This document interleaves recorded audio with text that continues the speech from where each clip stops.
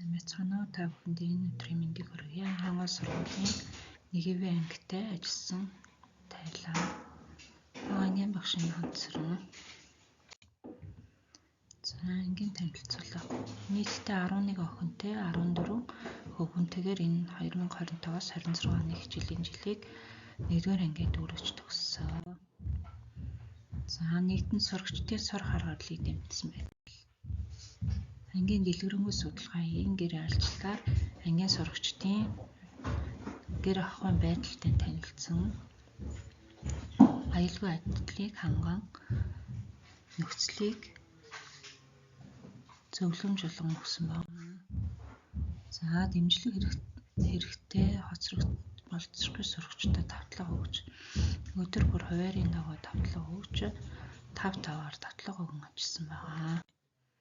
За, ажиллагааны цагийг өдөр бүр 10 минут ажиллагааны цаг хэрчмэл өгүүлбэр болон гарын авлага тараах материал дээрээс ажилласан байгаа. За, үлгэрийн бааtruуд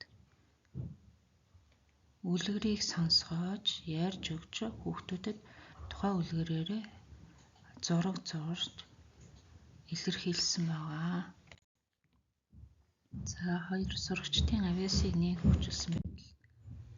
За, алтан онгоцын тэмцээн багш нартай хамтран 3 дахь ангийн багш нартай хамтран зохион байгуулсан байгаа. За, алтан онгох тэмцээнээр сурагч Цэмүгчин Г. Амин Эрдэнэ нар тэргүүн баригдсан. За, захин зөвлөсөн дасгал даалгавруудыг ажилуулах Е-сур захин контентоос 1-р ангийн монгол хэл математик даалгавруудыг ажилуулсан байгаа. Бамбуулай хүүхдийн апыг ашиглан хүн орчин иргэний боловсролын хичээлдээ тогтмол ашигласан байгаа. За, соёлын бүтээлч өдрүүдийн хүрээнд музейн мэргэжилтнүүдтэй хамтран Дорн тамгийн түүхэн дурсгалт газруудыг танилцуулан мөн түүхэн дурсгалт газрын хөшөө дурсгалуудыг будаж өөрсдийн сэтгэлээрээ өнгөрөө ялган будаж танилцуулсан байгаа.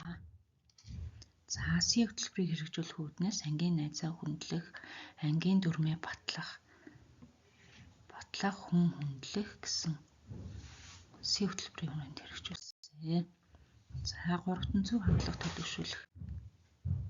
Ангидаа болон сургуульдаа мөрдөх дүрмийг гарган ангидаа тогтмол хэвшүүлж ажиллаж байгаа. Сэтгэл зүйн таатай орчин бүрдүүлэх.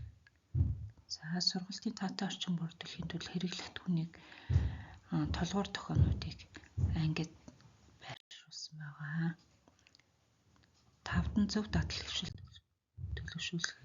Мэдлэг хүндлэх ёсны суралцах үүднээс цагаан сарын баярыг угтаж Монгол ёс хүмүүжил гэсэн сэдвтэ эцэг эхтэй хамтарсан ёс заншлын суралцъя гэсэн хүмүүнлэгийн ажлыг зохион байгуулсан байгаа. Үүндээ шагаа надах, шагаа харвах, морь уралдуулах, шагаа шүүрэх, мөн 12 жилээр эцэг эхчүүд дүрийн тоглолт хийн, оньсох таавар таалцах гэх мэтийн ажлуудыг зохион байгуулсан байгаа. Мөн ангидаа цагаан сар гэж ямар байв вэ? Яаж бусдыгаа хүндлэх вэ? Ахмад настандаа яаж залгах вэ гэж танилцуулах сурагчдыг төлөвшүүлсэн байгаа. За, анхаарал тавьсан явдалд баярлалаа.